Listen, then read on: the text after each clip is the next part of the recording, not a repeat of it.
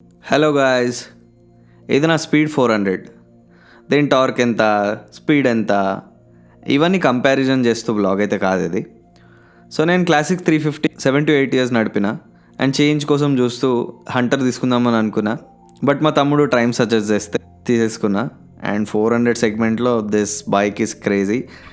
So నాకు ఎప్పటి నుంచో మన లైఫ్లో జరిగే real life experiences, different emotions share చేసుకుంటూ రైడ్ చేయాలని ఎప్పటి నుంచో ఉండే. నేను 4th grade ఉన్నప్పుడు I use to have like 4-5 friends. అందరం బ్యాక్ బెంచెస్. అందులో ఒకడు ఫుల్ లావ్గా, హెఫ్టీగా, స్ట్రాంగ్గా ఉండేటోడు అనమాట. అండ్ క్లాస్లో there one silent guy who is very decent, మంచి చదువుతూ ఇన్నోసెంట్గా, ఇంట్రోవర్ట్గా దుర్గా అని ఒక ఫ్రెండ్ ఉంటుండే అనమాట. అండ్ మేము యాజ్ అ గ్యాంగ్ చాలా తీటగాలం ఉంటుండే. తెలిసి తెలియకుండా దుర్గా పెన్స్, థింగ్స్, వాడి లంచ్ బాక్సెస్ ఇవన్నీ లాక్కుంటుండే అనమాట. సో ఆ ఏజ్లో మనకేం తెలియదు కాబట్టి we use to do it as a fun. And this hefty guy వాడు డబ్బులు కూడా అడిగేటోడు అనమాట. లైక్ అలా జరుగుతూ ఉండే. సడన్లీ ఒక వారం అంతా దుర్గా అసలు క్లాస్లో కనిపించలేదన్నమాట. జనరల్గా ఆ టైంలో మనమంతా రియలైజ్ కాము. ఒక 1 week తర్వాత నార్మల్గా స్కూల్కి వచ్చిండు అనమాట. మంచిగా రెడీ అయ్యి వచ్చిండు. Like he got us some snacks, కొంతమందికి పెన్స్ తీసుకొచ్చిండు. ఏంట్రా ఏం స్పెషల్ అంటే, లేదురా నాకు ఇవ్వాలనిపించింది అని చెప్పేసి చెప్పిండు అనమాట.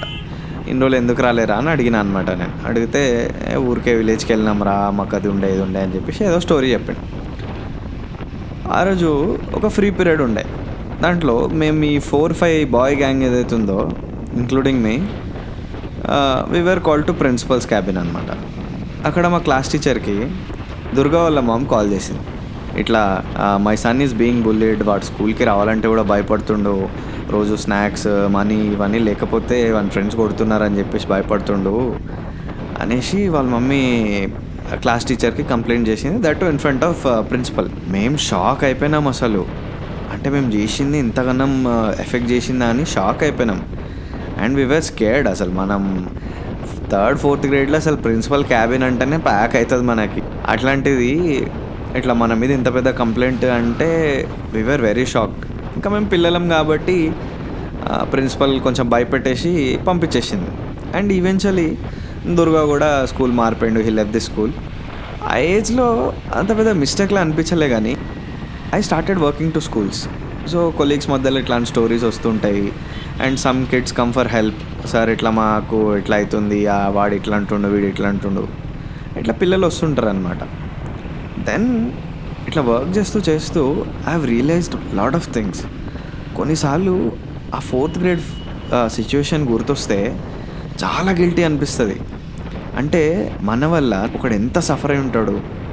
And that to at the age of 7-8 years. మళ్ళీ తర్వాత ఐ నెవర్ సా హిమ్.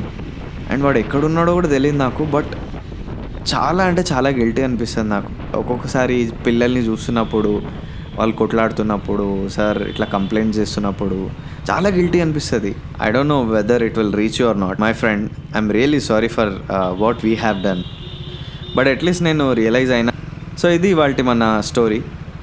ఇలా మీకు ఏమన్నా స్టోరీస్ ఇలా మీ లైఫ్లో జరిగి ఉంటే ఆర్ ఎల్స్ మీరు ఫేస్ చేసి ఉంటే నాకు పంపండి. I'll read out for you. So that's it. ఇవాళ మన రైడ్ అండ్ రెఫ్ కథ ఇది. This is Vijay signing off.